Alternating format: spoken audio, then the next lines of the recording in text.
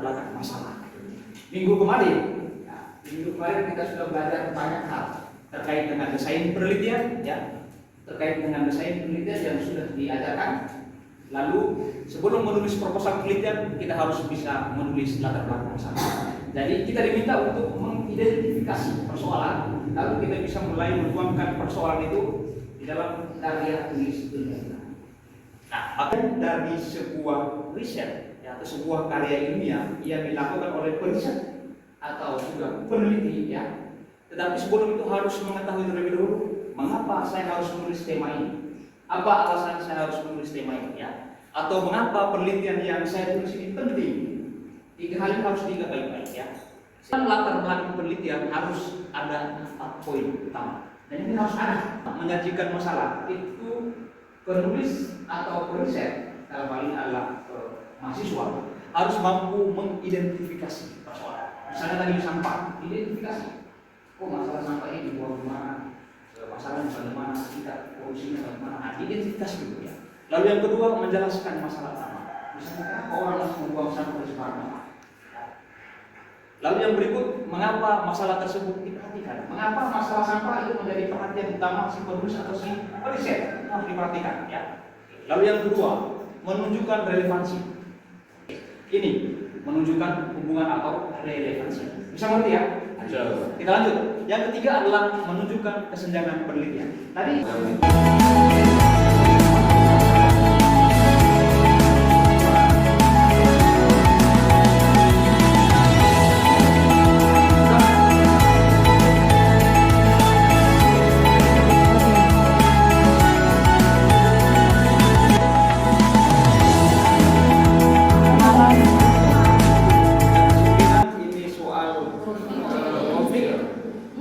soal sampah, ya. Tentu masih banyak isu-isu yang di sekitar kita yang bisa dikembangkan menjadi sebuah penelitian, ya. Banyak sekali persoalan dari tema yang mau diangkat, lalu apa? Jadi kami tekankan di sini kenapa kami mengangkat masalah tindakan intoleransinya, karena kita berada di negara Indonesia ini, negara kepulauan perlu tingkatkan lagi moderasi beragama dalam kehidupan kita.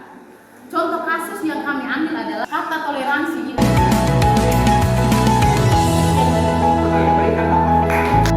Baik, selamat pagi Bapak dosen, selamat pagi teman-teman. Membuang sampah pada tempatnya. Sekian dari Anda kan diminta 2 atau 3 berikan banyak masalah. Ini membantu Anda untuk ketika menulis proposal tidak perlu jauh-jauh memikirkan, ya. Mau usaha tulis ini. Masalah-masalah ada di sekitar kita, ya. Bisa membuat latar belakang penelitian tidak sulit, ya. Tidak sesulit untuk mempersiapkan diri menuju pelatihan. Mudah, ya. Mudah kenapa? Karena masalahnya ada di sekitar kita, ya. Itu mudah.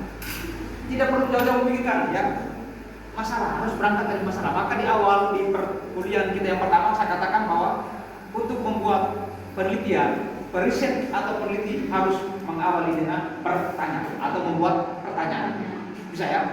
Mengapa saya memilih ini? Kenapa? Alasan apa? Nah, ini pertanyaan. Yang berikut, Anda harus mengetahui bahwa penelitian harus memahami dengan baik masalah penelitian dan berusaha untuk mengelaborasikan dengan teori-teori yang ada. Maka harus ada peneliti-peneliti terdahulu, ya.